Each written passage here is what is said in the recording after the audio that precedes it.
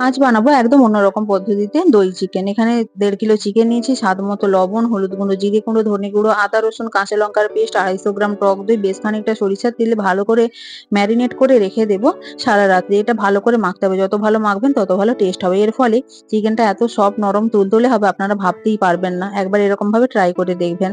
সারা রাত্রি ফ্রিজে রেখে দিয়েছিলাম, এখন সকালবেলা বার করে নিয়েছি। এখন আমি কড়াইতে সরিষার তেল গরম করে এতে দিয়ে দেবো আলুটা। আলুটা ভালো করে লাল লাল করে ভেজে নেবো। আলুটা ২-৩ মিনিট লবণ হলুদ গুঁড়ো মাখিয়ে রেখেছিলাম। আলু ভাজা হয়ে গিয়েছে, এখন ওই তেলেই ৩টে তেজপাতা এবং কিছুটা জিরে ফোড়ন দিয়ে পেঁয়াজ কুচি দিয়ে দিলাম। পেঁয়াজটা লাল লাল করে ভেজে নেবো। তারপর ম্যারিনেট করা চিকেনটা দিয়ে ১৫ থেকে ২০ মিনিট ভালো করে হাই ফ্লেমে কষিয়ে নিতে হবে। এরপরে ওপর থেকে দিয়ে দেবো ভেজে রাখা আলুটা। এরপরে আরো ২-৩ মিনিট ভালোভাবে নাড়াচাড়া করে ওপর থেকে জল দিয়ে দেবো। ঢাকা না দিয়েই ভালোভাবে সেদ্ধ করে নেবো। এমনিতেই চিকেনটা আমার সেদ্ধ হয়েই এসেছে, আরেকটু ফুটিয়ে নেবো। শেষের দিকে ধনেপাতা কুচি ছড়িয়ে নামিয়ে নেবো। ব্যাস রেডি আমার দই চিকেন।